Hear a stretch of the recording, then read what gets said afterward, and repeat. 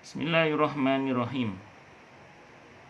Abu Hamid menyebutkan dalam kitabnya Kasyfu Ulumil Akhirah bahwa para malaikat datang membawa jahanam, berjalan dengan 4 kaki, dituntun dengan 70.000 tali kendali.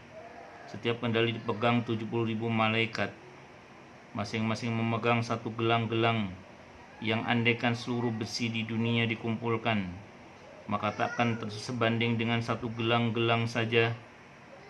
Pada setiap gelang-gelang ada 70.000 malaikat Zabaniyah. Andaikan seorang malaikat Zabaniyah disuruh menghancurkan gunung-gunung, niscaya hancurlah gunung-gunung itu. Dan andaikan disuruh merobohkan bumi, niscaya robohlah bumi dibuatnya. Ini saking dahsyatnya malaikat Zabaniyah, malaikat penjaga neraka, atau dikenal dengan malaikat Malik. Syahdan, manakala jahanam itu terlepas dari tangan para malaikat, mereka tidak mampu menangkapnya kembali saking besarnya. Maka semua makhluk di mauqif, di mahsyar pun berlutut, termasuk para rasul Allah, Ibrahim, Musa, dan Isa alaihi wassalatu wassalam, bergantung pada arsy. Yang ini melupakan anaknya yang dulu akan disembelih itu.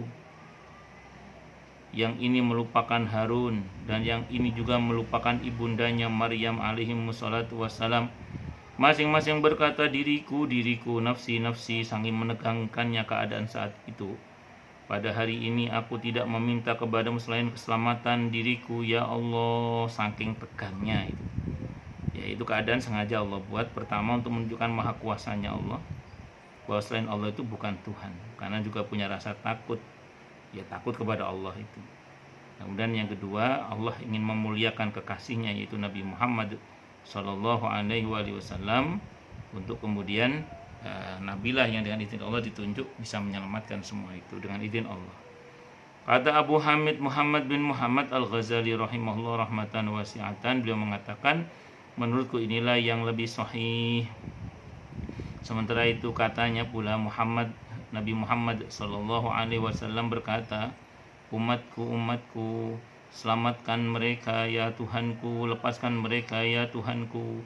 Di saat menegangkan masing-masing ingat dirinya, kalau Nabi Muhammad Sallallahu Alaihi Wasallam ingat umatnya, menunjukkan betapa cintanya Nabi kita Muhammad Sallallahu Alaihi Wasallam kepada umatnya. Jadi kalau saat ini misalnya di antara kita mengaku cinta kepada Nabi kita Muhammad Sallallahu Alaihi Wasallam, jauh sebelum kita mencintai beliau, beliau sudah terlebih dahulu mencintai kita. Semoga cinta kita berbalas. Semoga Allah takdirkan kita.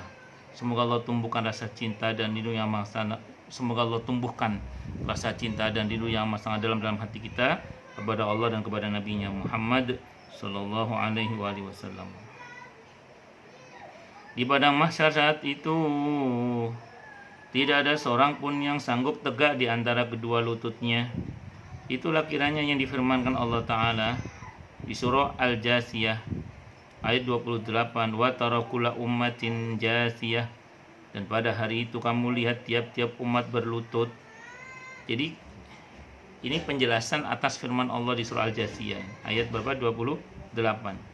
Ya, ketika jahanam terlepas, dia tampak seram saking marahnya dan jengkel. Itulah kiranya yang difirmankan Allah Ta'ala di surah Al-Furqan ayat 12, idza ra'athum min makanin ba'idin sami'u laha taghayyudhaw wa zafira. Apabila jahanam itu melihat mereka dari tempat yang jauh, mereka mendengar kegeramannya dan suara nyalanya. Al-Furqan ayat 12. Ini yang saya katakan tadi ya, walaupun hadis tadi tampaknya mursal, akan tapi maknanya sahih karena didukung oleh banyak dalil yang sahih, yang benar, bahkan dari dalil-dalil Al-Qur'an. Apalagi kalau posisi hadis tadi sebagai penjelas atas ayat-ayat ini, itu sangat masuk sekali, tidak ada masalah. Itu seperti itu. Maksudnya dia marah besar dan jengkel sekali. Bahkan Allah Ta'ala menggambarkan dalam firman-Nya di surah Al-Mulk ayat 8, takadu tamayyazu minal ghaid, hampir-hampir jahanam itu terpecah-pecah lantaran marah. Jadi memang dasarnya neraka itu murka Allah. Mungkin pada saat melintas diseret oleh malaikat saat didatangkan neraka itu, dia marah terhadap orang-orang yang memang pantas mendapatkan murka Allah, sehingga bergejolak neraka itu sampai malaikat itu kewalahan. Ya intinya siapa yang bisa menahan murkanya Allah, yang nggak ada yang bisa, kecuali yang memang Allah takdirkan bisa meredam murkanya. Siapa?